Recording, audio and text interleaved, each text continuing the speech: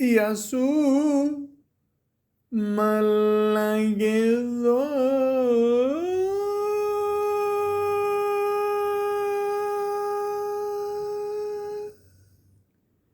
Welcome to the Malaka podcast.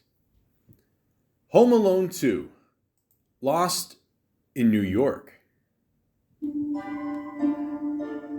20th Century Fox presents a John Hughes production. Fuck yeah. A Chris Columbus film. No relation again. Macaulay Culkin, awesome. Joe Pesci, awesome.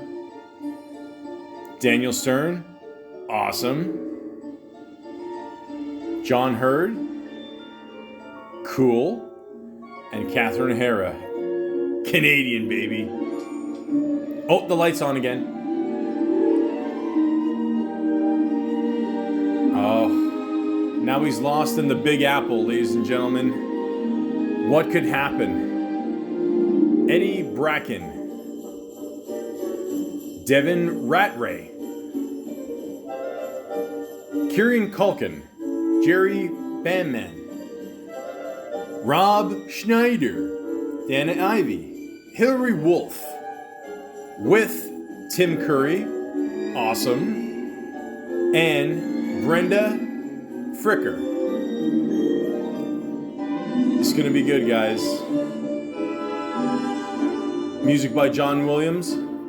Hey, if it ain't broken, don't fix it. And I don't want to get sued, so I'm gonna stop right there. So, I remember being in school. They, back in the day, we didn't have these big fancy flat screen TVs, 4K, 2160p, whatever the fuck quality. We would just go in the gymnasium and we would have a projection screen and we would play it on the wall. Any movie we wanted. Well, not any movie. It was tough to see R-rated movies back then unless you knew somebody with a VHS tape, which, again, if you're under the age of 10, I will explain what a VHS is in the future. But probably have to explain what a DVD is too. The point is, this is the way we watched movies in summer school. You get to pick a couple activities that you like to do at the end of the year, and I picked watching Home Alone. Why not? It's a classic. What's a better movie to watch during the hot summer that's based on Christmas time than Home Alone? But seriously, I didn't give a shit. It's an awesome movie. It's awesome any time of the year. Although it is better to watch during Christmas time for obvious reasons. So we watched it. It was great. And then I heard a couple of my buddies say, well, they're making a part 2, right? And then I said to myself, and again, I'm not like the smartest kid in the world, but then, I'm also not the dumbest either. But I said to them, I said, how the fuck are they making another one?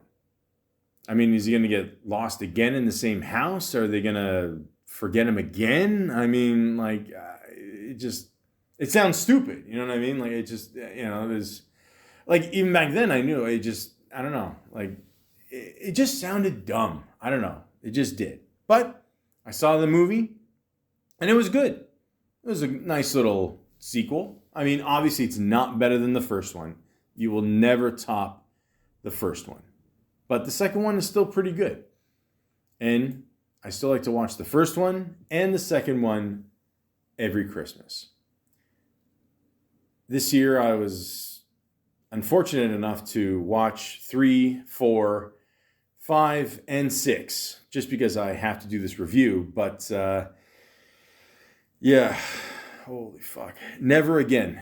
Never again. But this podcast, I'd like to talk about Home Alone 2, Lost in New York, and with the help of Wikipedia, the free encyclopedia, I like to get things started.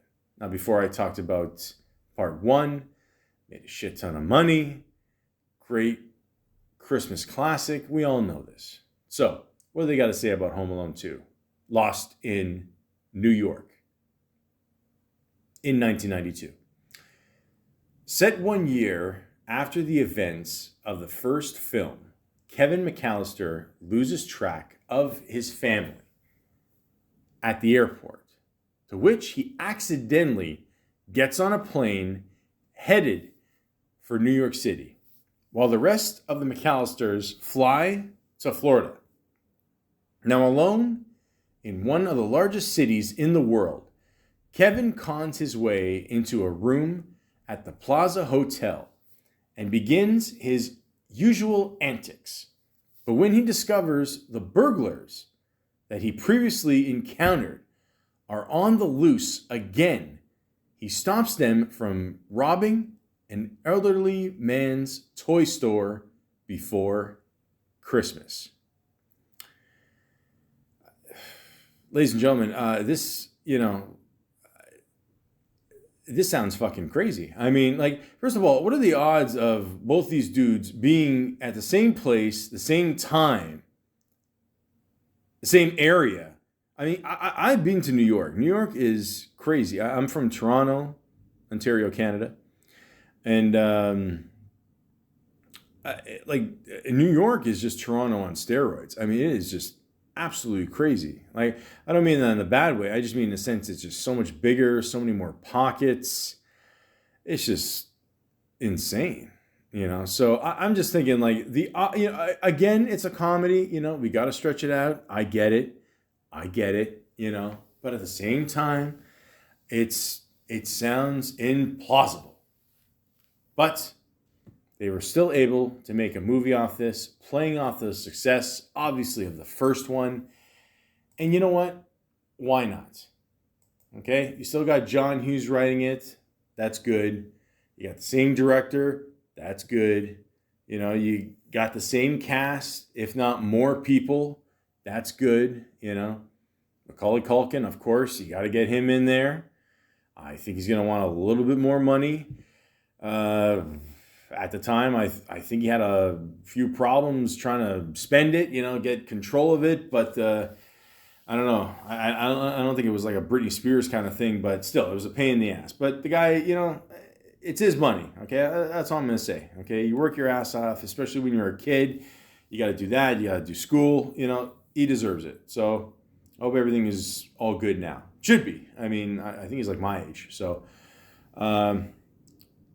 I'll say my age. I'm going to be 30. Well, I'm 39 now. What am I saying? I mean, I'm going to be 40 soon. He's probably give or take my age. So, yeah.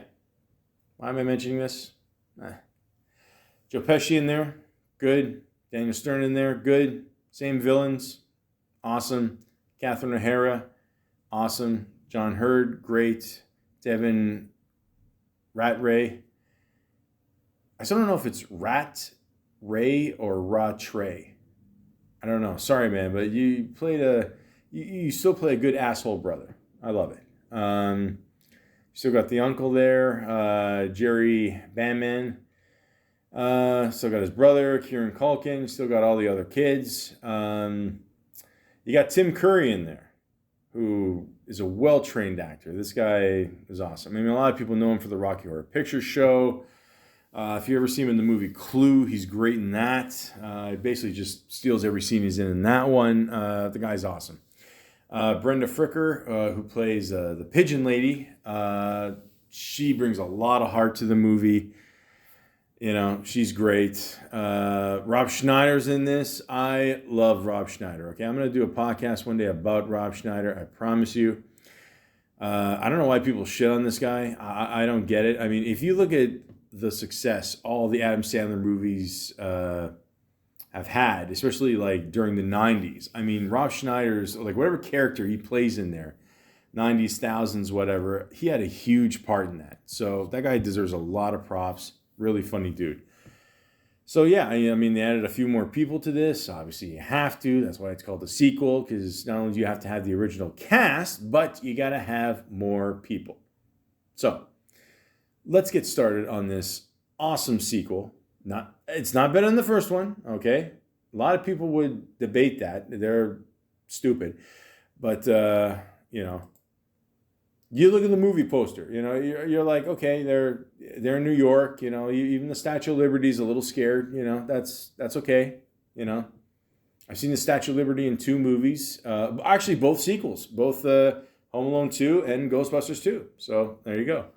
A little bit of a bigger role in Ghostbusters 2, but no, I think I talked about that already. No, we're not going to go there again. But anyways, yeah. So it starts out with the same credits.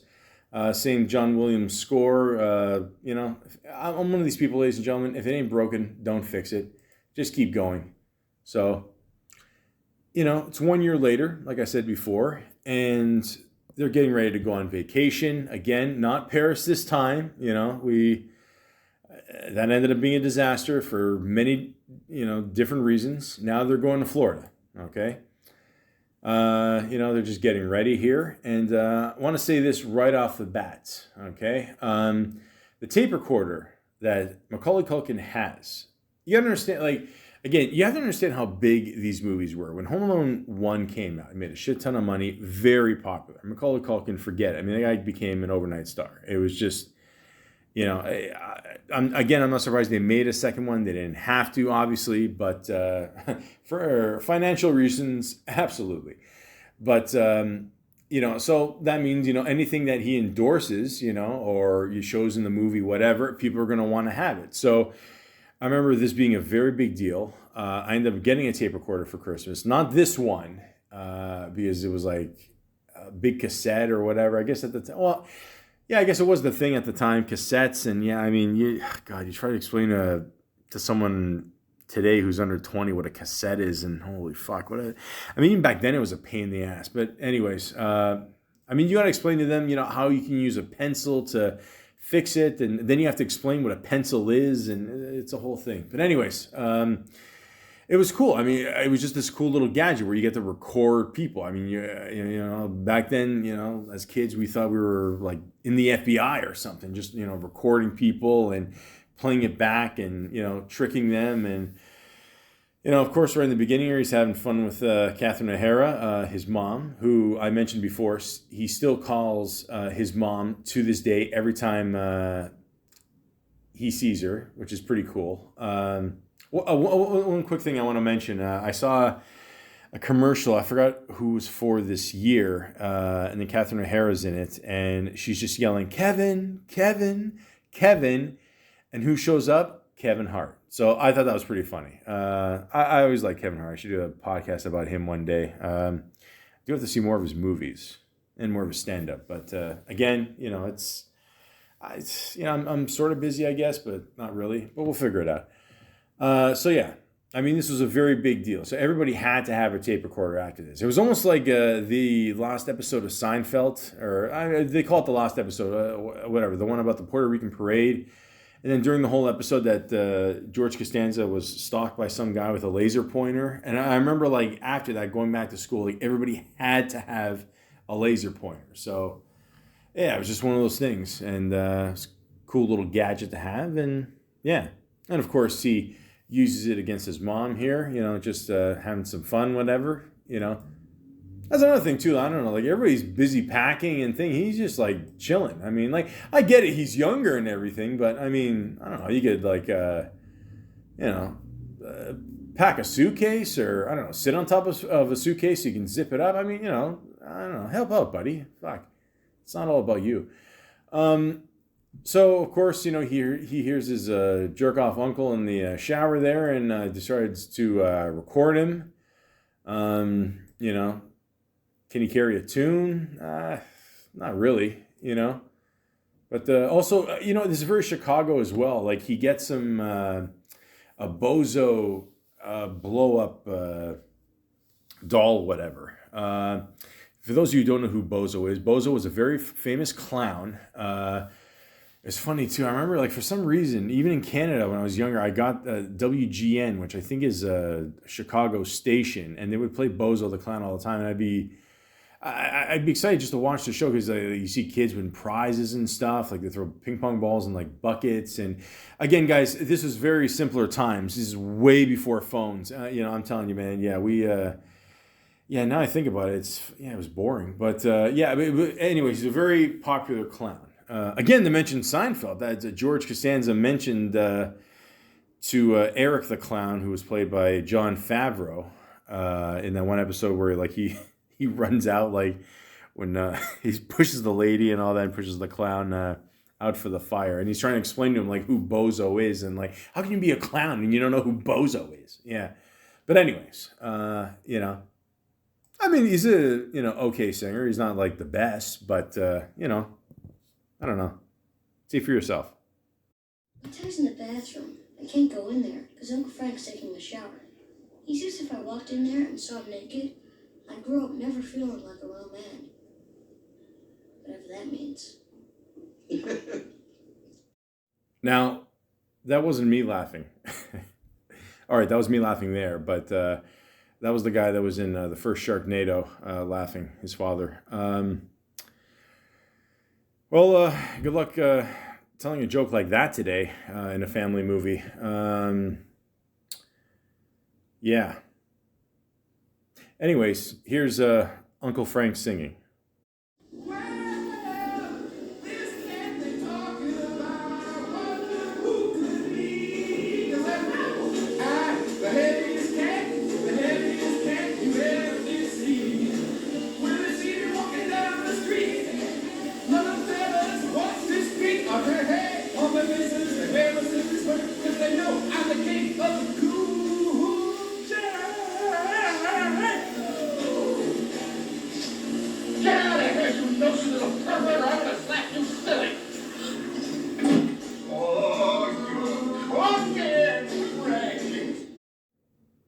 Remember when you saw Mr. Burns from The Simpsons naked for the first time? I mean, the singing was okay, but... So, they're having some kind of Christmas pageant or something, and, you know, of course, all the family's going before they go on their trip, you know, last minute shit. Yeah. I don't know, I always felt it was forced, you know, sending parents to see their kids just act, you know. Because, like, you don't want to be a dick and, like, just see your kid perform and then leave. You know what I mean? So you have to, like, stay for the whole thing, and I don't know. I mean, you know, it's... I mean, do they still have these now? I don't know. Like, with... I mean, they probably just send people shit on their phones now, right? I mean, there's no point of, you know, doing this anymore, right? So, Macaulay Culkin, a.k.a. Kevin McAllister, he's just singing along, and Buzz is behind him, and they're all singing like a choir or whatever, and he's got the lights, whatever, and he's fucking with him. He's got the lights behind his ears. He's doing kind of a drum kind of solo kind of thing, and he's just being a real dick. And he pushes Buzz, and for some, like, even back then I didn't understand this. For some reason, he pushes him, and like everyone else just knocks over for some reason. I don't know, but except Kevin. Like, Kevin's fine. I don't know. Like, it's just, I don't know. It's just I understand the mathematics here, but and then oh yeah, the tree fell, and then it hit the old lady, and the old lady fell back. I thought that was funny. I mean, if it happened in real life, not really, but yeah. And then the mother yells at Kevin like he's the one with the problem. You know, I'm like he had it coming. And then Buzz is, you know, they're at home here. He's preparing this whole fucking thing here. He's babbling on. I don't know what the fuck he's talking about. And then he's like, Kevin, I'm sorry. And, you know, it's all bullshit. And, you know, I don't know. Everyone, I mean, this family is really out of it. Like, you know, I mean, they forget people. And I don't know. Kevin's brother is still drinking Coke like crazy. I mean, he must have diabetes by the time he's 12. But, you know, and then he whispers in his, or Kevin's thing there, just beat that, you little squeak or whatever. And then, you know, Kevin's like, you know, he's basically just telling him, you know, go fuck yourself. I'm not sorry for anything I did. And, you know, you shouldn't be, you know, it's bullshit, you know. And then I love this part, like the uncle, you know what? Fuck it. I'm just going to play it because this is gold. Kevin, you walk out of here, you sleep on the 3rd floor. Yeah, with me. So what else is new? You better not wreck my trip, you little sourpuss. Your dad's paying good money for it. Oh, wouldn't want to spoil your fun, Mr. Cheapskate.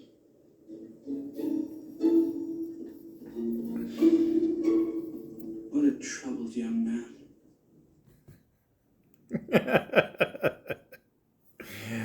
I mean, that fucker had it coming. I guess that beats the whole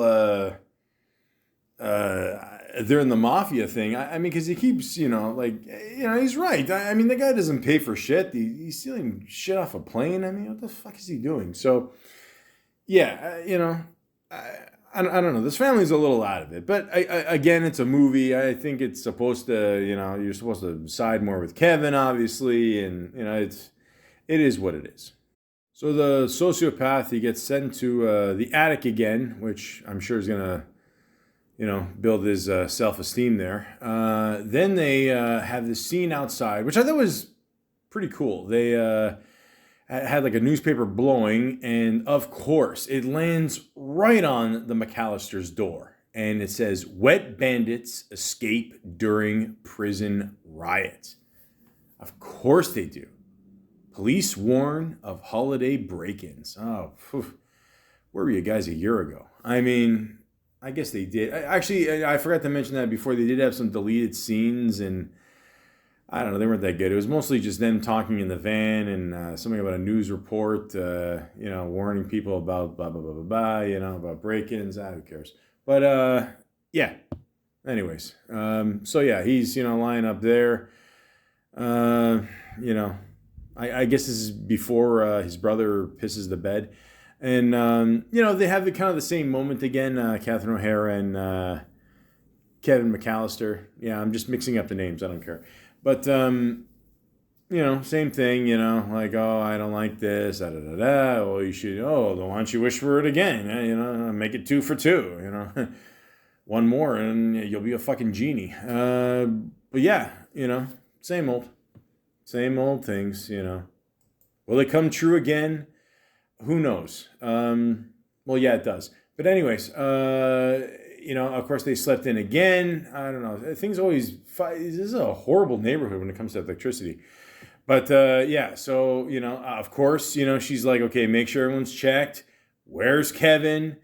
He's right there, no problem there, he's not going in anywhere this time, no worries. So now he's with his dad. They're just going to the airport. He's going to hang on to his bag that has all his credit cards, money. He was really insistent on getting new batteries for his, audio recorder. I guess that's what we called them these days, or back in the day, or whatever. Then I have to explain to people now what batteries are. Does anybody use batteries anymore? I don't know. I mean, like, worst case scenario, I might use them for my remote for my TV, but I mean, they last like a year, right? I mean, how long does it take? That's it. Like, all right. Yeah, so they're going to the airport. They're running, of course. Once again, guys, I should have mentioned this before in the first movie. Good luck getting away with this shit in today's world. It would never happen. I mean, I'm assuming, let's even forget COVID for 2 seconds here, okay? Let's say if your flight leaves at 9, okay? I assume you got to show up at the airport, worst case scenario, 7 o'clock. I mean, you should probably show up there maybe 6. I don't know, a lot of people say they show up like an hour before and it's not a problem. I think that's bullshit. I don't know. I think they're just fucking with you. But yeah, so they're all running through the airport there. And of course, Kevin, his dad's got a kind of a brown jacket on there. He falls behind a bit. Then he sees someone else that has the exact same coat, follows him. He sees him running the other guy into the airplane there. He's, of course, crashes into the lady with a shit ton of papers. Like, this is something I never understood either. Like, even if he had, his own ticket, or even if he had his, I don't understand, all these papers. I don't get it. I don't know. Again, good luck trying to explain this to someone today. Why they need so much papers. Everything's digital. Who gives a shit? So again, this would never happen today. Literally, he says, "Look, my dad's on there." She's like, the stewardess there says, "Oh, he doesn't have a ticket, but he saw, his father go in there." The guy pauses for like 2 seconds, and he's like, "Board him, but make sure he spots his father." And I'm like, motherfucker. Is it that easy to get on a fucking plane? Like, even back then, I mean, that was bullshit. I mean, but again, good luck doing that shit today. You're screwed. But yeah, so he would have never went to New York. He would have stayed in Chicago again, and yeah, he would have just ordered a cheese pizza, and that's it, man. But hey, we got to have another movie. So he goes in there, spots his father, or who he thinks is his father. And sits down, just chilling, and he talks to the one guy beside him there. It is funny how they did this. I like how they did this because, I mean, you're thinking to yourself, okay, worst case scenario, like they're going to announce something. He's got his headphones on. He doesn't hear shit. They're going to nonstop to New York. But then even the one guy says, "I'll never be in New York," or he says to him, and then the guy speaks French. So, "Je suis tu es, il est, elle est, nous sommes, vous êtes, ils ont, elles ont." I learned that in French years ago. It's stuck in my mind. It's there forever, guys. But yeah, he does that slow turn to the camera like Jim in The Office, but even way more slower. There's no Pam, So yeah, he just assumes he's going to Florida. Everything's all good,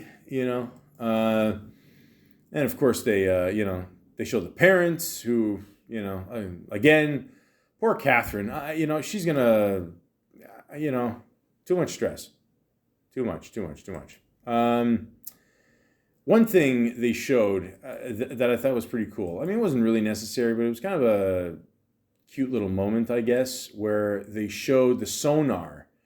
And they showed the two planes. One's going right to New York City. The other one's going south to Miami. And I remember watching this with my mom, and my mom like saw this, and she's like, "Oh, that's sad," And like it kind of is kind of sad. I mean, like they didn't have to show this moment, but it's like, yeah, like again they're fucking separated. Again this family does, they gotta start shackling each other together. But anyways, so of course Kevin, he's in New York, and it's pretty obvious he's in New York. It's there's no palm trees. There's no. It still looks pretty cold out there. He's getting off the plane there. Nobody's there to greet him. Pilots go off.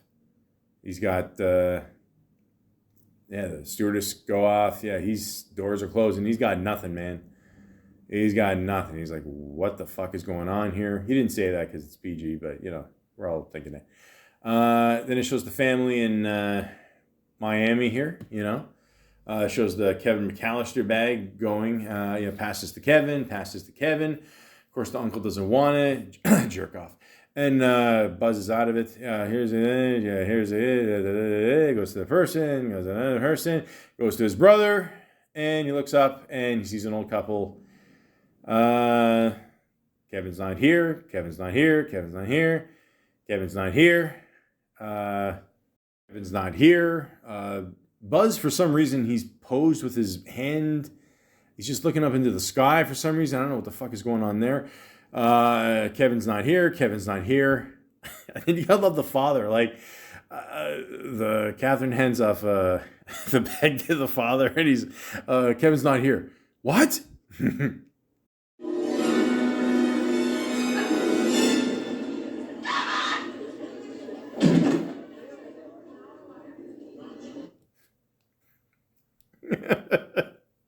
This poor woman. I mean, like, I think at one point, like, she said, like, she's the worst mother in the world, or I must be the worst mother in the world. I forgot if she said that in the first one or second one, but, I mean, it's just, come on now. Like, I mean, I mean, today, forget it. You call the kid on the cell phone, whatever. Stay there, you're good, whatever. But back then, no, we didn't, nah, we weren't that lucky. I mean, if you got lost, you were lost. I mean, you could end up on a milk carton. You're fucked. So again, Kevin is I guess technically Home Alone 2, Lost in New York here. And yeah, he's just looking out the windows at the airport here, and I don't know. He doesn't know. He doesn't know what to make of this. He's like, all right, well, doesn't look like Florida. I don't know. Sometimes I wonder, like in that bay there. I mean, like how many guns are like thrown in there, like on a daily basis? You know what I mean? Like if they were draining that lake, I mean, like thousands of people are going to go to jail, right? I mean, I'm just, I mean, like these are things, I would wonder if I was Kevin, but so, he doesn't know what to think. He's a little shocked, all of a sudden, and then he's really shocked, and then, and then there is someone that we recognize from the Breakfast Club, the lovely Ali Sheedy. So that's awesome. She did a nice little cameo here. Not too much. Just telling Kevin, look, basically you're not in Florida. You're in good old New York. And I like Kevin. He's like, yikes! I did it again. And he's still like shocked, and like she's like, are you okay? Yeah. I'll be fine. Like poor kid. Like, I mean, I don't know, man. Like if you're a small kid, especially like being lost in New York in the 90s. I mean it could have been worse. It could have been the 80s, but still, I mean that's pretty crazy. But again, he's like, yeah, fuck it. I'm going to roll with it, and I'm going to do my own thing, and, does the eyebrow thing again. Sees the sights, goes along the Brooklyn Bridge here. Yeah, shit, I forgot about the Twin Towers here. Damn, wow, that's a pretty cool shot, you know what I mean? Fuck, man, that was crazy. I mean to get too sentimental or nothing, but yeah, I remember that day, and yeah, I remember running down to the TV and seeing the second tower go down, and yeah, that was crazy, man. So yeah, like I always said, the buildings have fallen, but liberty still stands. Okay, so always remember that, and I've been to New York, and New York it's pretty cool. Like, one thing I gotta say about New York, I just want to get this out of the way, is, there's this, and again, I went, when did I go? May 2008? Yeah, and the one thing that really blew my mind was just how nice people were. I don't know if it was like a post 9/11 thing, but I'll say is this: if you live in Toronto and if you ask someone for directions, forget it. I mean, like, I'm gonna say if you ask, let's say, 10 people, like, and again, I don't mean to sound racist or nothing, but 5 of them will not speak English. 3 of them have no idea where they even are. Though, and those 2 people that are left, one of them might know. Okay, they might know, like, best case 75-80% of the way, and then the rest of it you kind of have to, like, leave a trail of breadcrumbs to figure it out later. But in New York, like, we asked like 6-7 people for directions, and I remember even this one specific guy, we asked him in the subway. He was so nice. He goes, yeah, let me show you on this map, come with me. And I remember standing in the background, I had my hands out. I'm like, what the fuck? Like, what, are you serious? Like, like you hear all these bad things and you're like, this is crazy. I mean, yeah. So I don't know. I mean, hey, New York is awesome to me, man. I would absolutely love to go there one day again. And again, if you live in New York, okay, and I don't give a shit even if you're not close to Little Italy. I mean, if you are, obviously have that pizza. But if you have anything else like Domino's or whatever. You're fucking stupid. I'll never understand people like you. That's right. Now, so back to the movie. I trailed off there. That was good. But yeah, New York is a beautiful city. Anyways, so obviously they're at airport security in Florida. Yeah, Florida's cool too. I've been to Florida as well, but I mean, I'm just saying. I'm gonna do a whole podcast about Florida one day. I'm just gathering stories still. The animals or the reptiles or whatever the fuck you want to call them that come out of the water alone is a reason I'll never go to Florida. But anyways, or again, yeah, fuck that. So they're at the security here. They're trying to explain why they're just such bad parents. Like at one point, they just kind of, oh, we never lose our luggage. And I'm like, oh, I'm glad you make a joke out of this. I mean, you're, fuck, Christ. Anyways, but then, they're like, okay, it's cool. Like, well, maybe they'll know to stay with my brother who's down there. That's what the father said and all that, whatever. And, of course, you got to introduce Marv and Harry again. Okay? Smell that? Fish.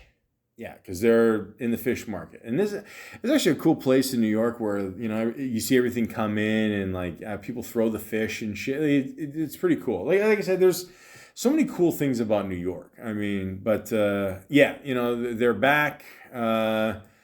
And, of course, they're in the same city that Kevin's in. But from now on, they're not the wet bandits. They're the sticky bandits. Okay? So you got a great shot of Marv here. Yeah, he's got his whole hand in tape here. He just puts his hand in the... was it the Goodwill container there and just takes a bunch of change. I mean, I don't know. I don't know. First of all, man, I don't like handling change anyway. So, I mean, that's just me. I don't like it. I mean, we got rid of pennies in Canada, thank God. But for some reason, I hear we're going to get a $5 coin. I don't know what the fuck. But anyways, yeah. So, that's their new thing, I guess, or his new thing. And I don't know, Joe Pesci, that's one thing about Joe Pesci, or his character, like you think he'd learn, like, not to work with this guy anymore. I mean, he purposely, plugged up the drains in the houses that they did, to fuck them up. I mean, this is not looking good for my people. But anyways, Kevin sees the lady with the pigeons, again, keeping up the theme that in every movie he thinks he runs into someone scary, but it ends up being a good person in the end. Don't judge a book by its cover, guys. That's what we're trying to tell you here.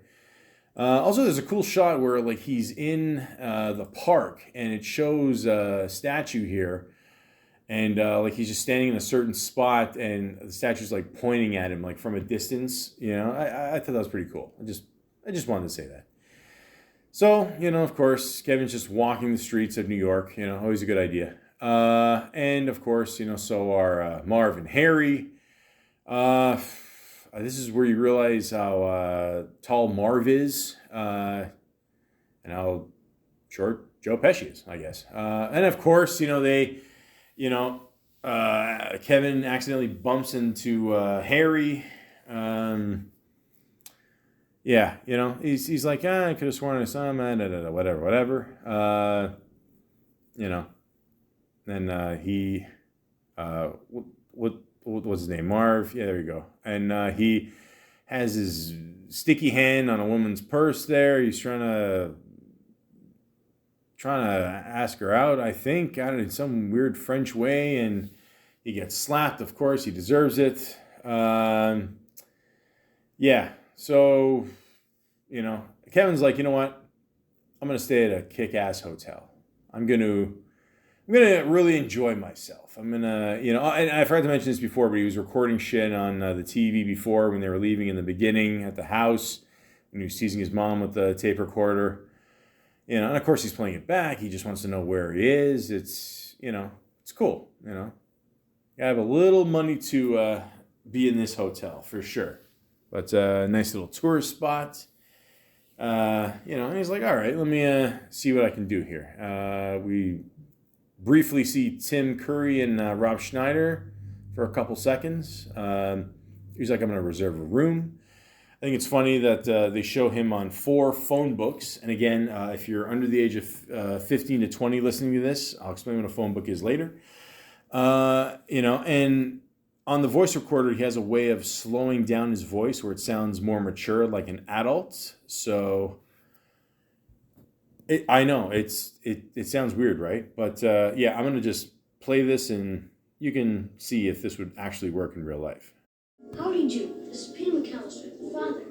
I'd like a hotel room, please, with an extra large bed, a TV, and one of those little refrigerators you have to open with a key. Credit card? You got it. Plaza Hotel Reservations, may I help you? Sorry, at this point, I just want to stop this for a second. Keep in mind, again, he's using a payphone, which, again, if you're like 15 to 20, this is how people made phone calls back in the day. I know they would have to, like if they were out somewhere, they didn't have a Zach Morris phone. They had to actually, put a quarter in or 50 cents or, as I found out recently, a loonie, which is $1, very masculine way of saying $1 in Canada. This is the only way you could do it. So yeah, it was a huge pain in the ass. Howdy, Jude.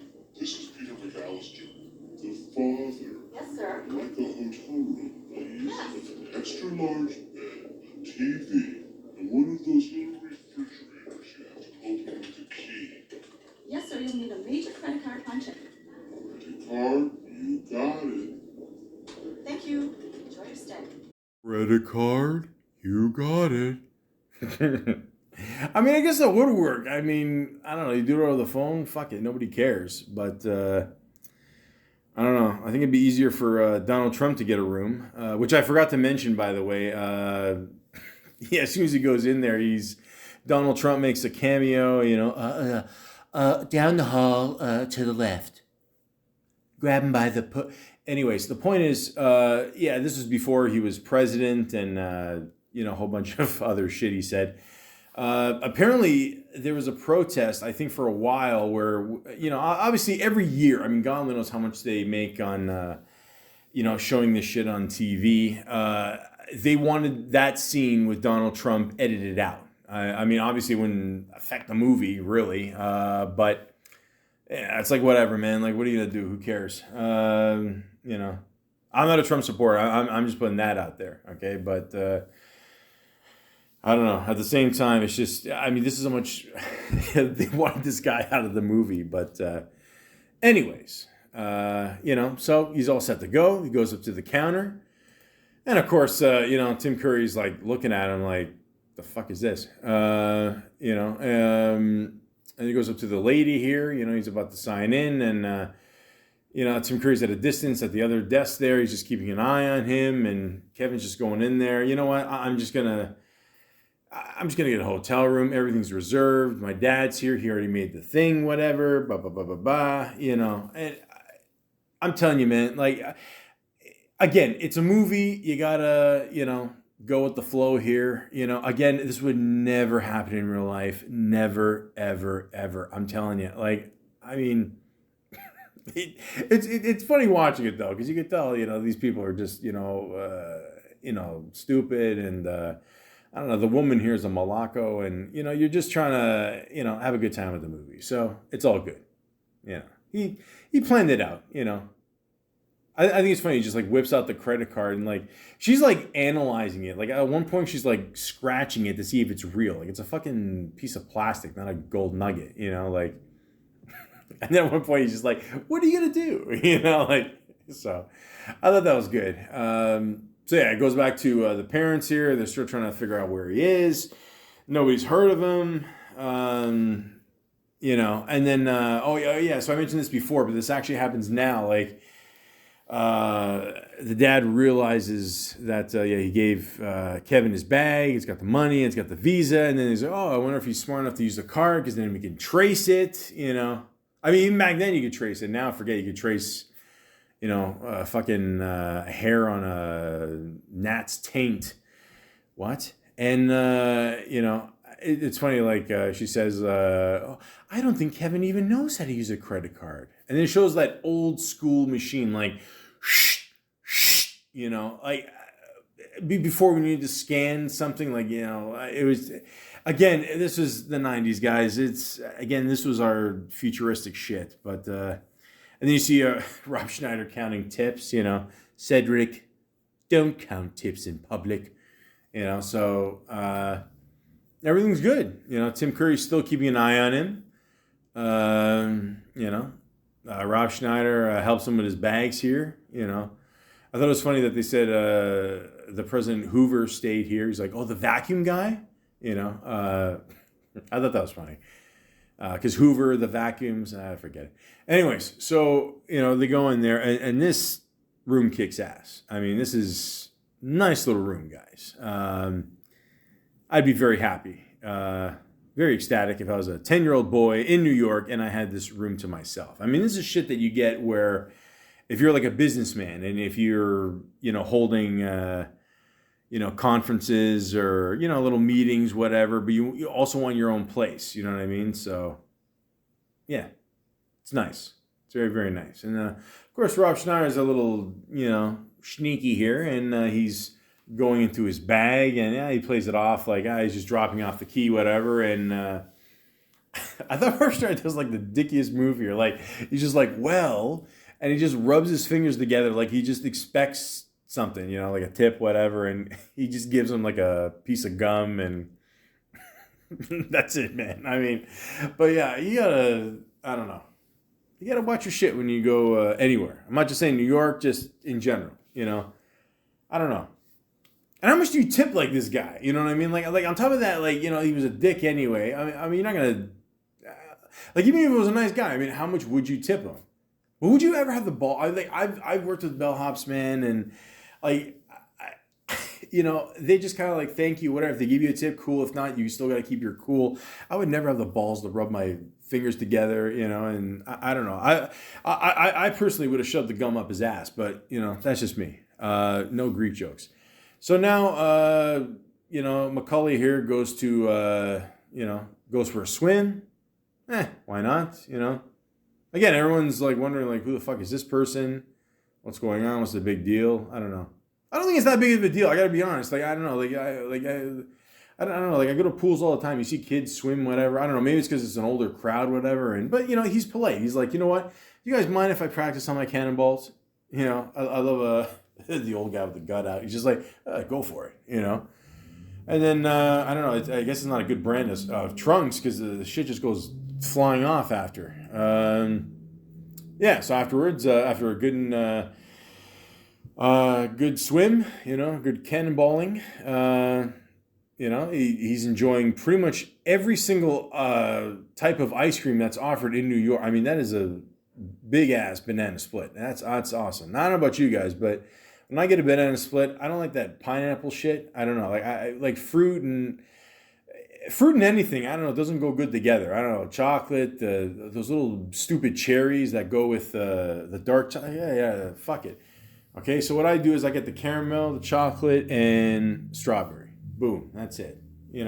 Pineapple does not like pineapple. It belongs with like pineapple. That's it. Not on pizza. Morons. Anyways.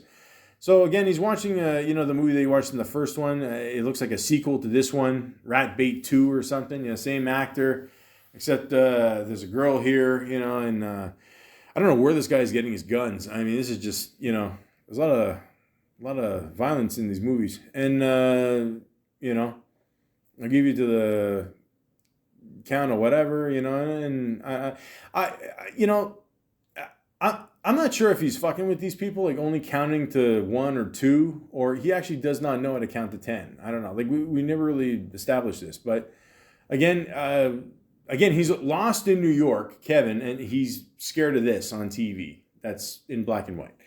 I'm not this in black and white. I'm just saying it you know, you don't get to see the blood. It doesn't look as scary, whatever. So again, you know, between him and his brother, they're absolutely going to have diabetes very soon. So of course, Tim Curry, you know, he's you know, still curious about the whole you know, like, why is Kevin here? I'm debating to say this. All I'll say is this: like, if they do something like this in today's world, where I think you know what I'm about to say, so I'm just going to stop there. Like, it wouldn't look as good. Let's just say that, okay? But you know, like, again, it was early '90s. You know, it was, you know, whatever, before R. Kelly. You know, whatever. But yeah. So of course, Tim Curry's sneaking in there. You know, he's I don't know.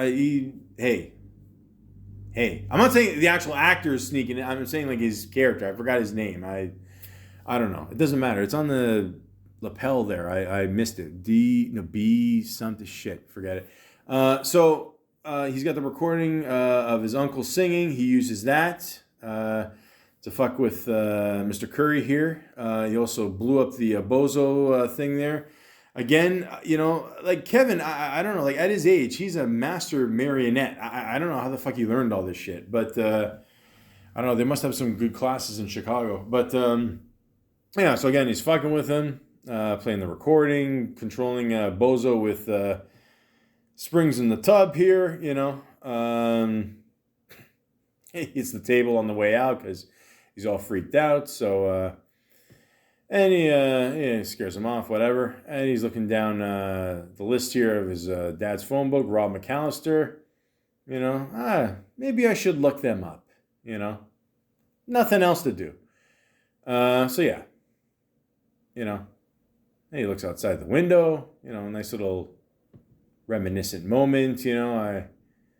He's hoping that his parents are okay, you know. And then his mom's looking out the window. It's a whole... You know, they got a good little connection here, you know, the mother and Kevin, you know. I always wanted to say that. I always thought that was nice. Like, no bullshit. I thought it was a nice little connection. Also, what was funny is the door, I don't know, it was 411. I thought that was funny. And that, I don't know if it means something different in the States, but in Canada, that means information. So you're looking for, you know, someone. So I don't know if that was available at the time. I just think that's funny. So Rob Schneider brings his boxers, dry cleaned or starched, whatever. He's going to give him a tip. You know, I still got some gum left. Whips out a wad of cash. He's like, I'm good. Oh, no, wait. Yeah, so that's that. Tim Curry sees Kevin, you know. He's pissed off, you know. Very disappointed in the whole, you know, looking at another man in a shower. You know, perverted kind of thing there. You know, okay, so you won't see him for the rest of the trip. So good little move. He's got him off his back for a bit, which is cool. But you know, he's Tim. I don't know. He's breaking balls. This guy. He just won't let this guy have a good time. So now he's looking up the credit card information, and you know, of course, since the parents reported it's stolen, it's going to show up as stolen. So that means he thinks the kid stole it. But until then, Kevin's going to have a good time. He's going to go to his limo outside, fresh cheese pizza. He's going to enjoy his Coca-Cola, ice cold, and watching How the Grinch Stole Christmas. Not the Jim Carrey one. That's great, by the way. But the original cartoon. The one with Jim Carrey didn't come out for another, 10 years. So we're all good there. And he's like, you know any good toy stores? Yes, sir. Let's do it. Then we cut to Marv and Harry. Pesci again, you know, keeping up the whole, you know, I'm not gonna say routine because I think he's a tough dude in real life too. But you know, I mean, those pigeons did nothing to him. Okay, he's hitting pigeons with the paper. I don't know if that would fly today. Peter would have something to say about that for sure. Marv is skating away there, stealing stuff off people as they go by. For some reason, they have no idea it's being stolen, and then they decide, you know what, we're gonna rob the toy store.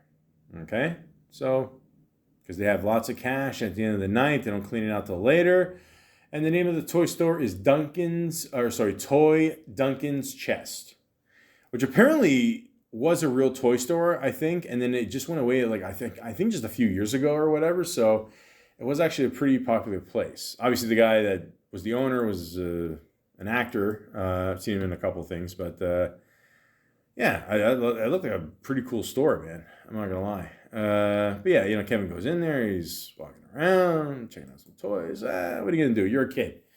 You want to look at toys. I mean, we have I don't know how many Toys R Us Us's are left. Like, I don't know, 2. So, I don't know. Options are limited now.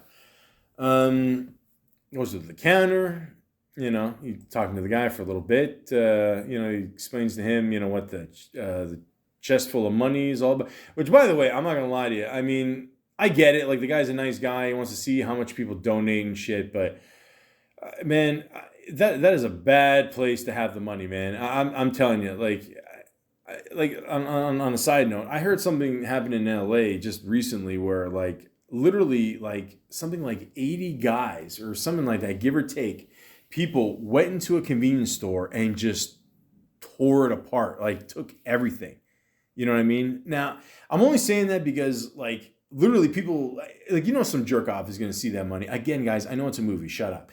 But I'm just saying it's not the best place to put that much cash in a visible, light. But again, it's just a movie, whatever. It's all good. But yeah, so he's like, you know what? He's talking about the charity, where he gives the money to the charity. Kevin's like, I'm going to give you $20. I think he says something like, I'll probably spend it on something that'll rot my teeth and my mind. So, and then he's nice to him. He gives him these 2 little, what was it, the pigeons? Whatever. Yeah. Or no, sorry, turtle doves. Turtle doves. There you go. A turtle dove. How come it's, I don't know, it doesn't have a shell. Maybe it's like a smooth head kind of thing, like when I shave my shit. But anyways, yeah, so that's sweet. It's nice of him to do that, He says, you hold on to one, you give it to someone special, I did that move with my parents. I remember I went to go see a play. At the time, Home Alone was playing. I stole that move, man. So apologies to Macaulay Culkin, but I don't know. I was too good to pass up. I did the exact same thing. So it didn't cost me $20 though. I wasn't gonna. Yeah, I was cheap back then. I remember I spent a few bucks and I bought a Toblerone.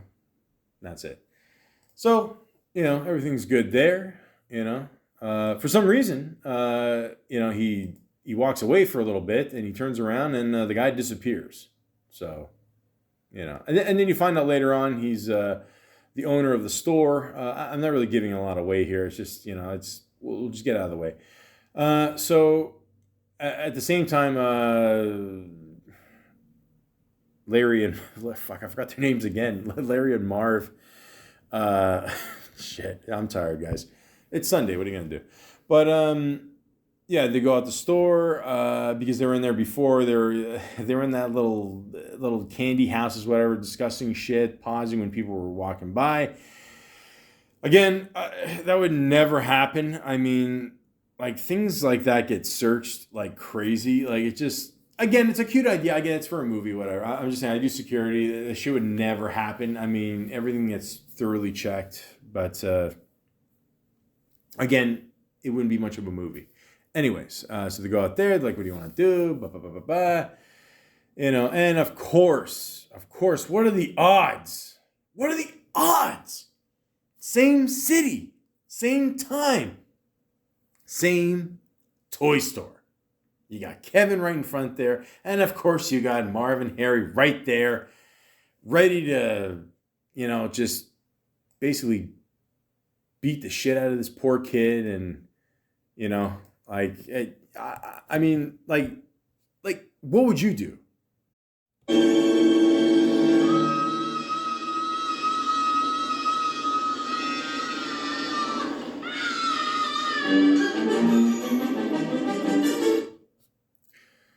Yeah, that sounds about right. Yeah, I'd be scared shitless. What's funny is he didn't even see them, like he just goes, "Hiya, pal," and he just drops his. He's just looking at a map and with a little magnifying glass there from a Swiss Army, but he just recognizes the voice.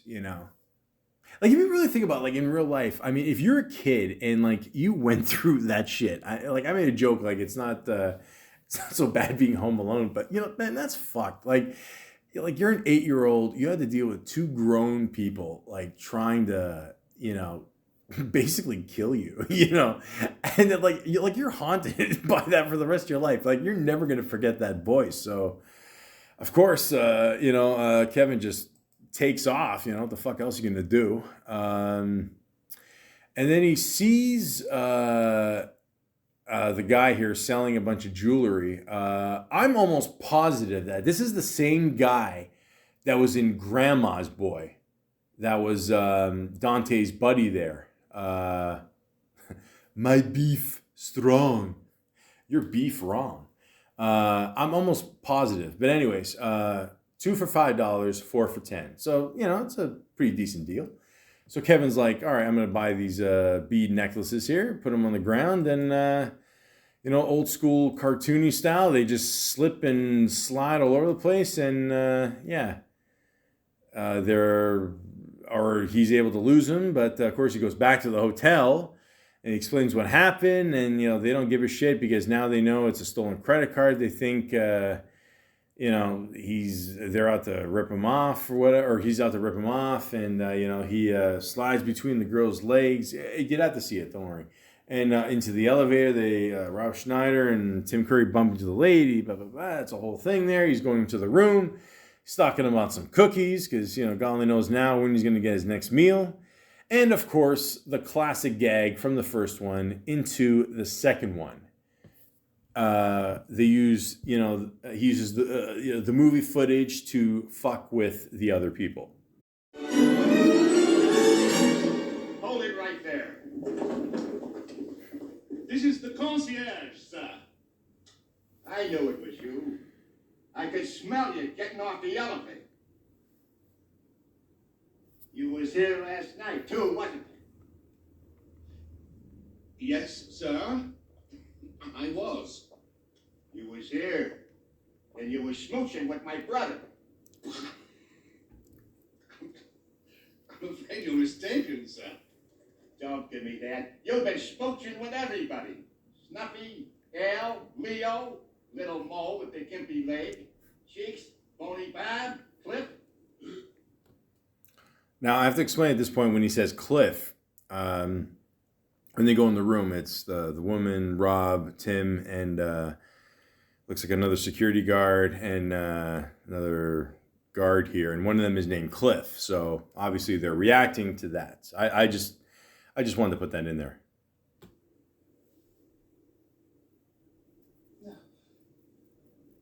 It's a lie. I could go on forever, baby. I'm terribly sorry, sir, but I'm afraid you're mistaken. We're looking for a young man. All right. I believe you. But my Tommy gun don't. Get down on your knees and tell me you love me. On your knees?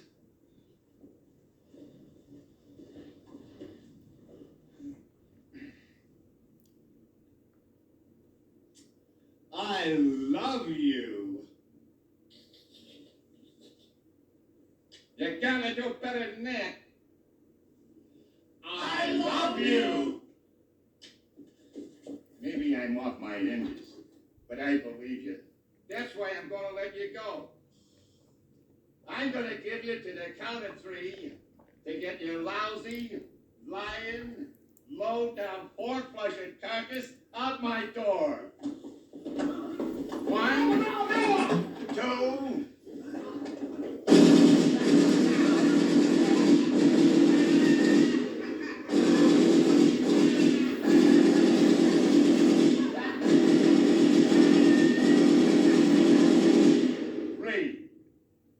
Merry Christmas, you filthy animal.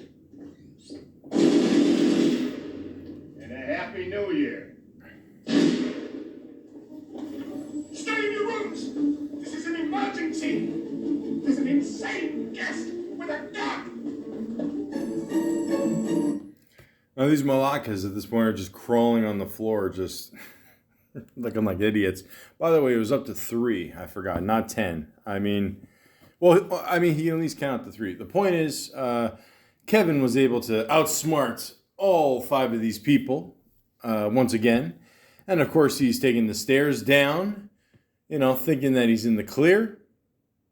Looks like he gets off the loading docks here. Yeah, that's what it says on the door, loading docks. Thank you, Michael. And, he thinks he's scot-free and jumps, and he sees Marv and Harry. And Pesci is just holding up the hand that still says M from the hot doorknob. So I thought that was a nice touch. I thought that was cool they did that. So yeah, he's basically screwed here. And on top of that, he was holding the plane ticket in his hand. That's even worse. I mean, worst case scenario, maybe if he got away, whatever, well, he does get away. I'll explain that after.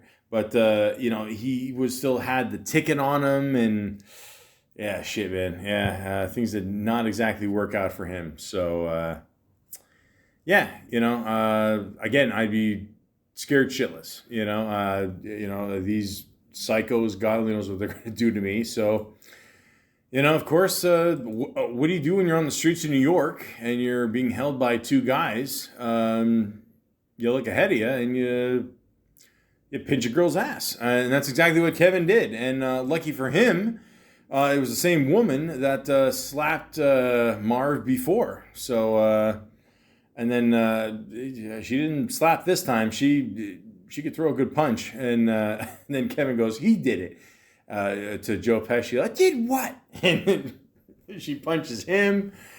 And yeah, I don't know. Is it just me, or does I don't know, Joe Pesci have a theme of always getting punched by blondes in movies? Anyways, yeah. So of course, they get out. They're chasing him, and they lose him. And Kevin, he's small enough. He fits in a horse and carriage that goes by in a little chest in the back there. And the guys are like, "Fuck it." I mean, he's in New York. He doesn't know what to do. He's screwed. Fuck him. That's it. Let him go. Let's get our toy money and be done with it. And yeah, of course, they're in Florida. There's the family. And once again, I think they're watching It's a Wonderful Life, which, again, I've never seen this movie. I don't know how wonderful it is. But, now it's in Spanish because it's, obviously they're in Florida. And they're trying to find out where Kevin is. Okay, they found out. They found his credit card. Okay. Pink telephone. You don't see that often, even back then. But they found it in New York. They're all going to New York. Let's do it. Let's all go. And then Kevin decides to go to his brother's house, his father's brother's house there. It's being renovated, so no one's there. He just looks in there. So he's up Schitt's Creek on that one. Is that a Catherine O'Hara reference? You betcha. So, walking the streets of New York as a kid, early 90s, I'm sure it's, it's gotten a little gentrified, I've heard, I was told. I worked with a guy from Brooklyn for a bit, cool dude. He just told me it's, it's gotten better. I should say that. But yeah, he's just walking by, seeing these homeless people, watch it, kid. And the obvious hookers, which, see, that's a big difference with today's, like kind of, I guess, child-friendly movies. Like, they wouldn't make a reference to hookers today. I don't think they would. I mean, maybe PG-13. But and then he's like, oh, he jumps into a cab. Oh, thank God you're here. It's not safe out there. And then the guy just turns around. He's got a like sweaty face, different eye color. Ain't much safer in here, kid. So he just runs into the safest place to run into the dark while in New York, Central Park. Jesus, that's. I'm not gonna lie to you guys. We did not go into Central Park when we were in New York. I don't know, man. I've heard the stories. I wouldn't want to go there during the daytime. But anyways, yeah. So he's going in there. He's like, "Fuck it, I'm gonna eat some cookies, just chill out for a bit." And then he sees a pigeon. Feeds one of the pigeons. I don't mean to mention, white privilege or nothing like that, considering I am white, but, all I'm saying is this. You don't know where your next meal is going to come from, so I'm pretty sure the pigeons can take care of themselves. You might want to, hang on to those cookies yourself, man. I'm not even talking as a fat man. I'm just talking as a person trying to survive in a park. So then, he sees the pigeon lady again,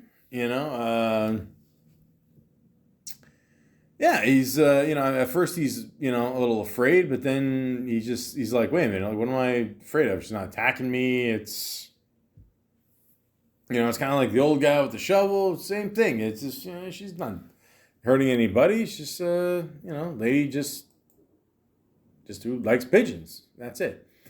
And then, she's like, I know somewhere we can go, chill, it's warm. And then they have this awesome view of the orchestra here. You ever see an orchestra live, guys? I mean, it's pretty cool. I went on a couple field trips. I worked at, it was a Massey Hall in Toronto for a bit. They had things where they play a movie, but then they would have like an orchestra playing with the movie. Like they play like Casino Royale or Gladiator or Harry Potter. Like, forget, dude. I don't know. I still to this day I don't understand the concept of Harry Potter. Although one of the kids in the future, Home Alone's, looks like him. We're gonna get to that way later. But yeah, but people like dress up in their 40s and come to this shit, and it's pretty crazy. Like. I don't know. They're like, oh, there's a Hogwarts side. Oh, it must be. I'm like, I don't know what the fuck you're talking about. But anyways, this is a pretty cool little scene, cool little shot there, and man, I'd be nervous as fuck just poking my head out there. But just saying, you never know. Yeah, so they're just talking there, and they're saying, we'll be friends, and she doesn't really believe him, because she's lived a hard life, and, you can't blame her, man. It's hard to find a good friend, and I would assume it's even harder in New York because it is a huge city. And, but Kevin, he keeps his word. Don't worry about it. I'm not going to keep you in suspense in that one. But, yeah, so then, he goes off, he does his thing there, and goes by a children's hospital and sees the one kid, waves at him in the window, and then they play the guy's voice, the owner of the owner of Home Alone 2. No, the owner of the toy shop. They give the money, and then they play Marv's voice. Oh, we're gonna steal the money, and you can't take money from kids, especially at Christmas or something like that. He says, and he's like, fuck it. I know how to set booby traps in houses, so I'm gonna do it in my uncle's house. Why not? So he's doing the whole setup thing here. And then it shows the parents at the hotel, and holy shit, they are pissed. What kind of idiots do you have working here? The finest in New York. That's fucking stupid. But, yeah, I mean, like, they're just offering him a free room. It's like, dude, like, you lost our kid in New York. Like, what the fuck, man? Like, you couldn't hold on to him or nothing. And I don't know, and now, and now our kid is lost in New York. He's got nowhere to go. And, like, keep in mind, it's got the lady, Tim, and Rob at the desk here. And, like, Rob, it's funny, like, he's just, like, shaking his head in, like, disgust, but, like, he's part of the problem as well, so I don't know why is he shaking his head, but I love Rob Schneider. He's fucking awesome. But, yeah, so, of course, they're gonna be pissed, and now they have no idea where their kid is, somewhere in the Big Apple. I had an apple today. It wasn't very good, but then, but then again, it was like, I don't know, I got it like 5 days ago. But anyways, I don't know, apple pie. So, you know, Catherine O'Hara, again, she's a woman on a mission. She's tough. She's got to get out there and, you know, get her kid, okay, no matter what. I'm going to go down to the police station and make sure that they're doing everything in their power to find Kevin. I want you to stay here with Frank, Leslie, and the kid. No, I'm going out to look for him. What? With all due respect, madam, your son is lost in one of the biggest cities in the world. Could you stay out of this, please? As you wish. Thank you. I don't think it's a good idea for you to start running around all over New York City all by yourself. I think if our son can do it, I can do it. Okay, then Peter will be fine. The way I'm feeling right now, no mugger or murderer would dare mess with me. Madam, there are hundreds of parasites out there, armed to the teeth. Do bundle up, it's awfully cold outside. She slapped him, if you couldn't tell. But, yeah, he had it coming. Yeah, so she's not going anywhere until she finds her kid. So there you go. Yeah. So, of course, you know, you got Marv and Harry. You know, they're ready to go. They're inside there. Everything's closed. The worst security in the world. Nobody checking anything. A treasure chest filled with money, and it's see-through. I mean, what the fuck? Anyways, so they're going in there, you know. Merry Christmas, Harry. Happy Hanukkah, Marv. Yeah, you know, now we know their religions. So, you know, they think everything is good. You know, they're filling up the money. You know, no problem there. And then all of a sudden, Kevin taps on the window. And, you know, like these guys know they're screwed. You know, he takes a picture. Of course, Marv smiles for some reason. I don't know why. And, you know, Kevin's like, this is it. No turning back. And he throws a rock with a note on it. Goes through the window. I mean, I would assume they would have a tougher window for a store like this for New York. But again, it's just a movie looking, you know, looking way too much into this, I guess. Okay. So, you know, hey, here's another thing I don't understand. So, Kevin sets up, I guess, technically the first trap of the movie where he puts like an empty drum, whatever, and then he has a 2x4, puts that on top, and almost like acts like a seesaw. So, again, the timing couldn't have worked out more perfect for Kevin again. So Harry jumps first, and of course he's on the one side, and then Marv jumps on the other side, and it sends Joe Pesci flying into space there. And of course lands on a car, injures himself. You know, again, this is very cartoony, but it works. I can't tell you why. It just does. So of course Kevin's running down the street. You know, he you know, lures them into the house, sort of. I mean, you know, they're debating it. They're like, wait a minute, you know, hold on. You know, remember what happened last year with all the shit there, you know, and the, you know, the paint cans and you know, the torches and the feathers, you know. You know, let's hold on. But, you know, he's like, yeah, this isn't his house. Yeah, he's just running scared, blah, blah, blah, blah, blah, you know. That's true. You know, it's not his house, but, you know, so, yeah, you know, they might have a shot here. So, you know, Sonny, Yes. nothing would thrill me more greatly than to shoot you. Knocking off a youngster ain't gonna mean all that much to me. Understand? Mm-hmm. But since we're in a hurry, I'll make a deal with you. You throw down your camera, and we won't hurt you. You'll never hear from us again. Okay? You promise? I cross my heart and hope to die. Okay.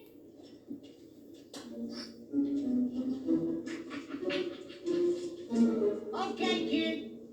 Give it to me.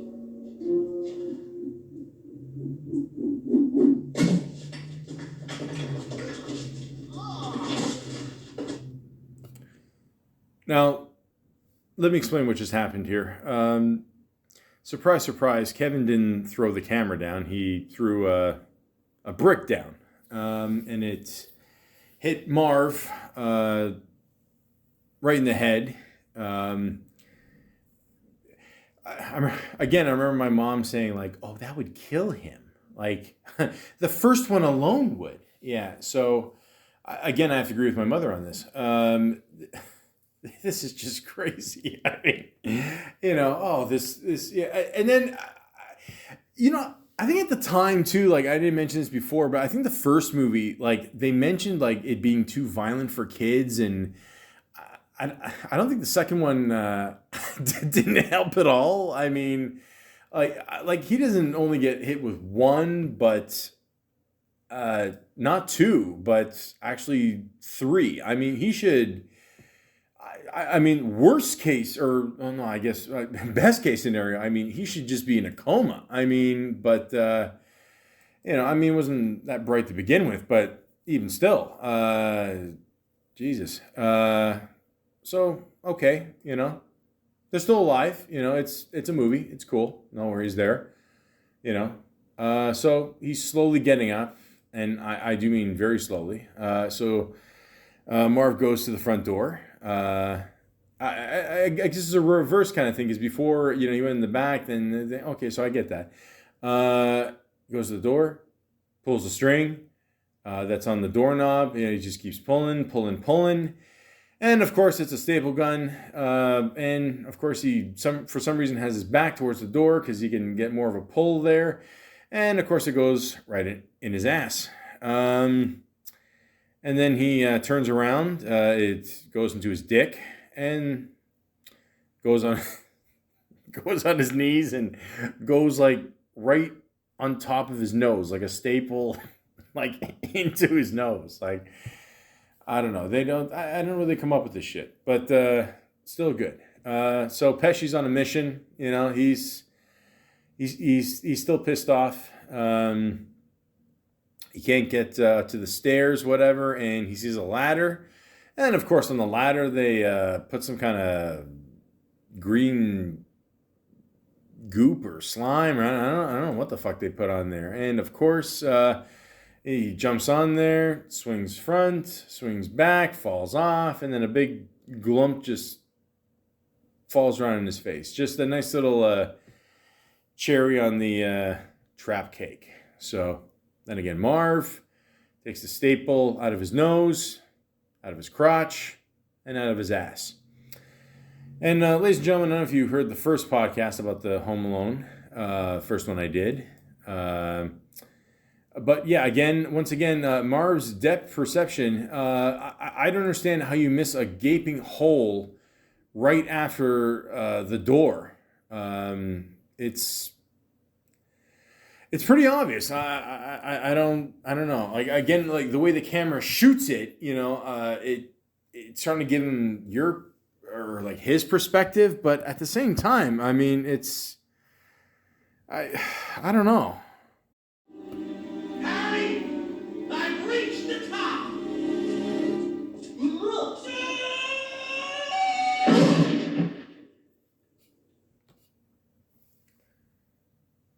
I'm convinced at this point that John Hughes is a big fan of like the old school Bugs Bunny, Tweety show, Looney Tunes, all that shit. Because just even the way he falls, it's very, it is very cartoony, and he falls in the dust. And again, how is this man still alive? I have no idea. But yeah. So again, Joe Pesci realizes that you can easily just move the pieces of wood that are blocking the stairs instead of being Spider-Man. And then he's like, all right, fuck it. I'm going to just try the door. And of course, he's still scared of doorknobs. And, man, you can't blame him. I would be scared shitless. I mean, and on top of that, he's wearing gloves. So it's not going to matter. But still, it's... I'd be paranoid as fuck. But yeah, he busts through the door with his foot. And of course, that pulls down the string. The string is attached to a bag. Inside the bag is a bunch of wrenches, tools. Hit Joe Pesci right in the head, knocks him out. Classic. Very simple, but does the job. So now it shows Marv again. He's getting up.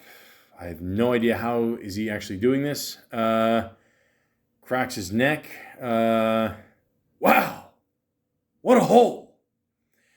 I can't believe you can actually talk. But anyways, so then at this point he slips on some grease, slides right into the paint rack, and of course all this paint flies right on it. Okay, huge pain in the ass. Everything's falling on everything, on everybody, whatever. Joe Pesci, again, not one bruise. He's able to avoid the holes in the wall there. And again, not only is he afraid of doorknobs, but he's afraid of light switches. And again, you can't blame him. All right, every time this guy fucking touches something that Kevin is in, it goes to shit. So like every time he turns on the light, he just backs off a bit. He's just funny. He's just all paranoid. And Marv, of course, is just absolutely covered in paint. He can barely see. He's downstairs in the basement, so of course he's got those old school washer and dryers. They have the sink and all the water goes in there. Again, it was harder times, guys. So he's like, all right, I'm gonna go clean up, whatever. And of course, you got Mr. Kevin not giving him an inch at all. He's got the shit hooked up to some kind of battery charger operator, whatever the fuck it is. And I gotta say, this is one of the funnier ones that they've done, both from 1 and 2, just because of the sound that Marv makes. You know what? You just gotta hear it for yourself.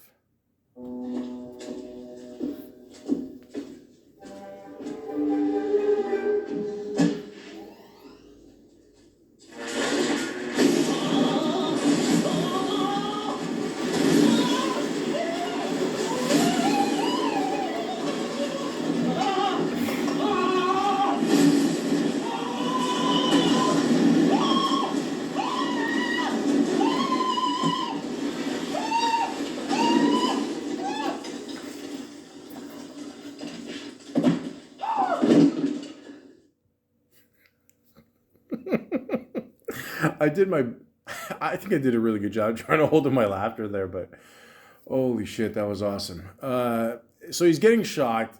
He's making this sound. And then at one point his hair just goes into like a fro. And then at one point, like, it just shows like a skeleton, like just him as a skeleton. Like you just see the mouth opening and Kevin's just turning up the dial like higher and higher. And the guy just hits his knees and just finally, I mean, you assume at this point he would finally die. Just nothing. These guys are immune to everything. But yeah, that was truly awesome.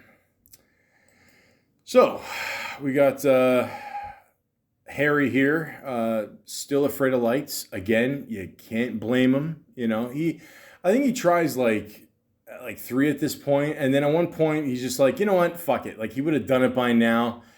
And well, yeah, he did. He goes into a room, looks like an unfinished bathroom here, flips the switch, and once again, apparently you can't feel heat when you're wearing a toque. He's just walking around like the fire. He's just blazing on his head. And, of course, he finally realizes what Kevin did.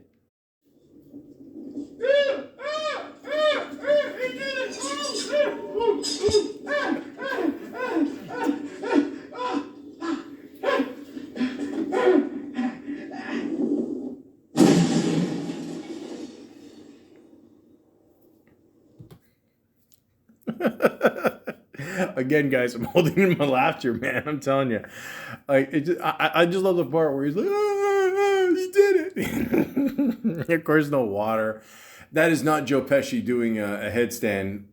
There's no fucking way. I'll bet anything on that. And of course, he puts some kind of lighter fluid or whatever, some gas in the toilet. Boom, blows up. That's it. Once again, a beautiful moment. I don't know.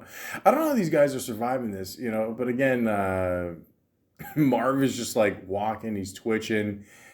And again, he sees a rope, like at this point, like you'd think, unless you see something secure, like you wouldn't even bother. He gives it a couple tugs, he thinks it's fine, but of course it's not. And he's covered in sticky paint and all this shit. And he's climbing veins like Super Mario. And of course he pulls it and it's a huge bag of powdered cement.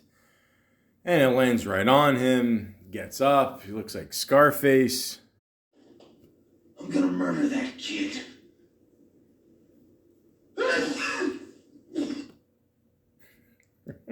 Great.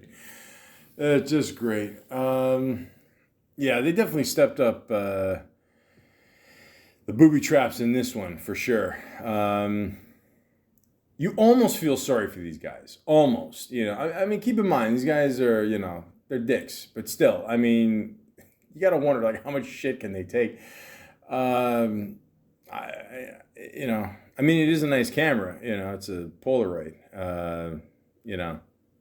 Shake it like a Polaroid picture. By the way, a side note, when that song came out, actually Polaroid had to make a statement saying, don't shake the pictures. It actually ruins the quality. So that's how big that song was. But anyways, yeah, so, again, Marv, he's building some kind of shitty tower here, whatever you can find to climb up to the top there. Somehow he sort of gets up there. I don't know. He sees Kevin running and, and then he warns Joe Pesci. Joe Pesci's just more concerned about his teeth at this point, minus the gold one, of course. And he sees him going up the ladder, and of course the ladder's broken. We know what's gonna happen. He's gonna fall. Boom. That's it. Marv is just looking, half in the hole, half I don't know. Half on Mars, and Pesci just can't move. I don't know. You see the top of his head again. It looks like just an explosion with the the toque there. And they're gonna climb up the hole, and Marv was gonna give him a boost, and he's like, "Why don't you try the stairs? Good idea." And he's like, "Wait a minute. Do you remember what happened last year?" He's like, "No."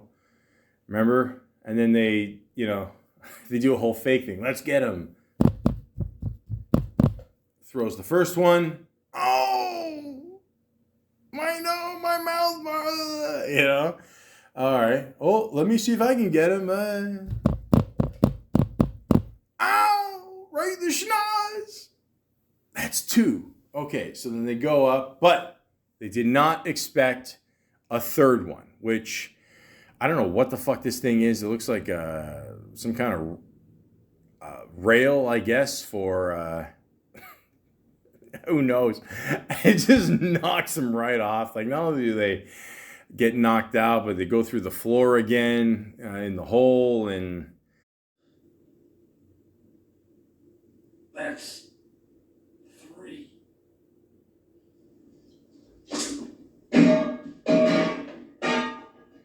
No.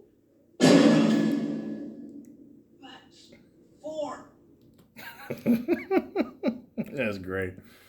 So yeah, of course they hit him the third time with the bar there, and then Kevin just cuts it off and lets it roll down the stairs. Hit him again. Boom, 4. I mean, it's some people are just a glutton for punishment, and I'm pretty sure at one point Kevin does say that, doesn't he? Yeah, but holy shit. So yeah, Kevin keeps running. These guys, they're not quitting anytime soon. They need that camera. So of course, Kevin's next plan is to get a rope, tie it to a doorknob, and tie it to a tool chest.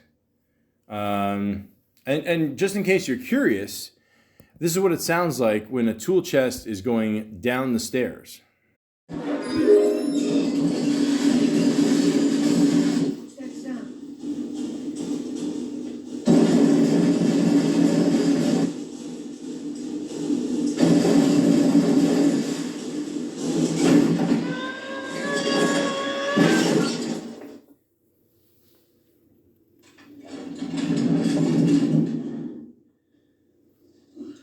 That was the sound of a tool chest falling down the stairs.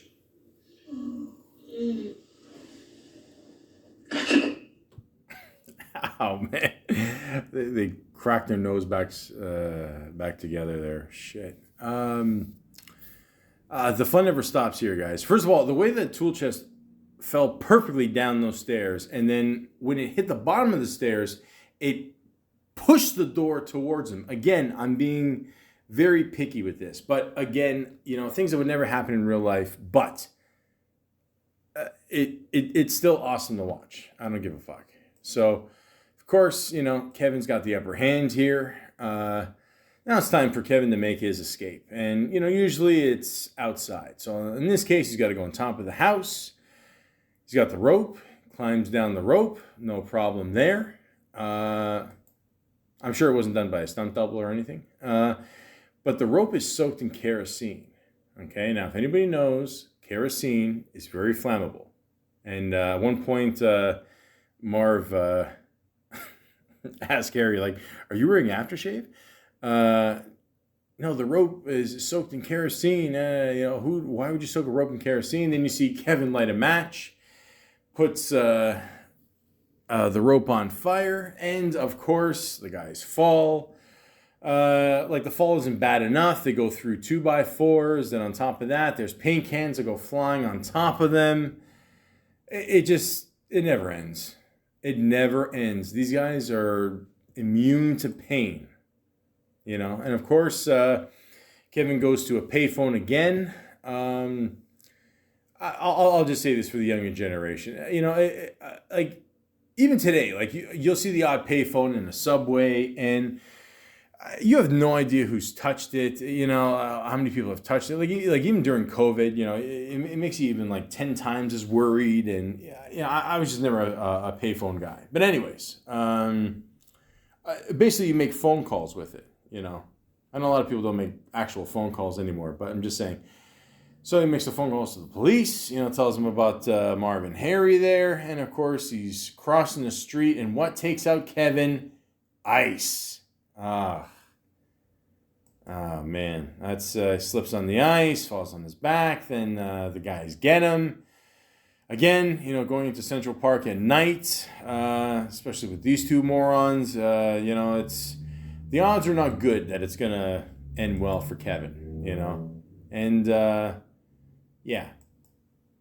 No, but it does. The lady with the pigeons saves Kevin. Of course, they're all sticky from all the paint and whatever. She has a bucket of, birdseed, whatever, throws it on the guy, sticks on him, and then all the pigeons attack them. And Kevin's able to get away, thanks, sir, little smile back. And, of course, the cops come. And, Kevin set off some fireworks, so they knew exactly where to go. The cops shot a gunshot in the air just to get all the birds away. And, of course,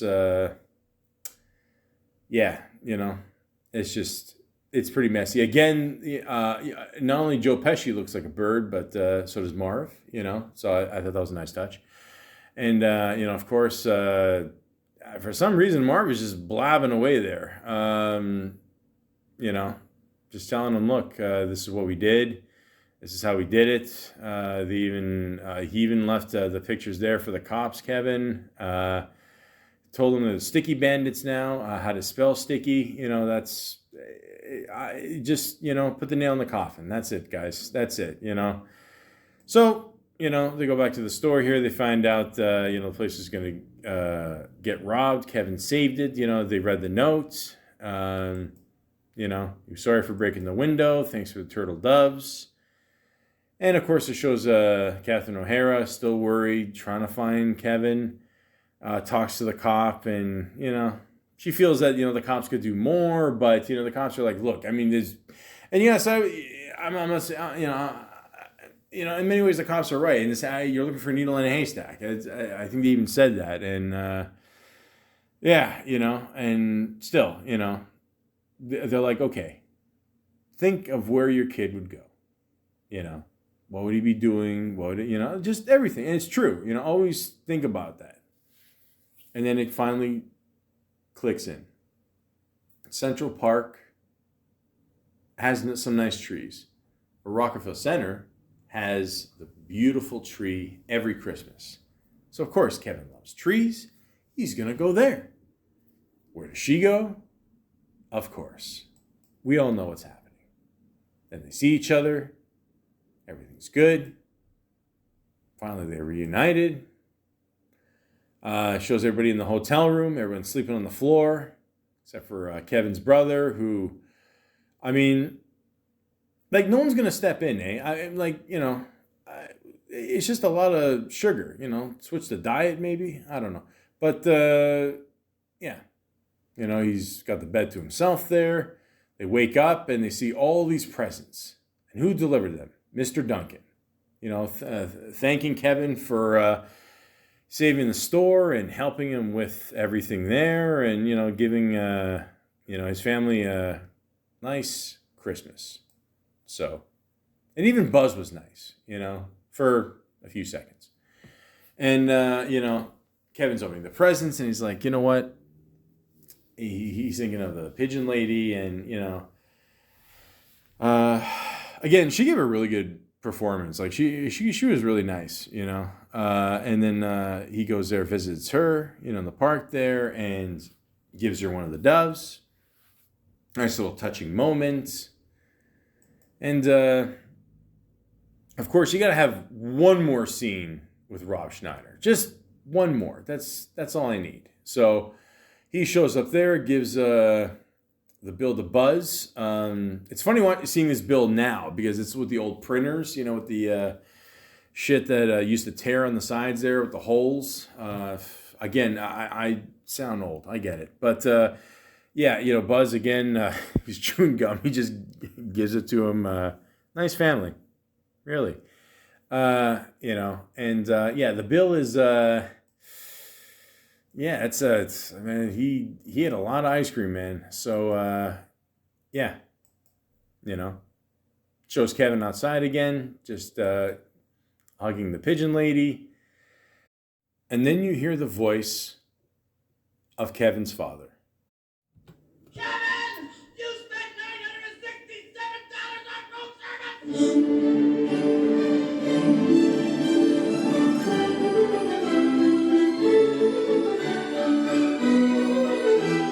And a happy new year. Oh, sorry. And that's it, guys. I still love this movie. A lot of people, obviously it doesn't compare to the first one. We get it. But I still like this movie. So every year I still like to enjoy the first movie and the second movie. And once again, I had the horrible displeasure of enjoying the other 4 movies after this. 4 more, guys. 4. Jesus Christ. But again, I'm not going to be able to fit it in this podcast. I feel I shouldn't have to torture you for this long, especially with the 4 shitty ones. But yeah, that will definitely be the next podcast. So just want to say this. Like I said, if you like the first one, you'll like this one. It's not as good as the first one, but it's still enjoyable. And it's a great pair of movies to watch during the Christmas holiday. And I'd just like to say that part 3 will be on the way very soon. But I can assure you, I'm not going to enjoy doing it.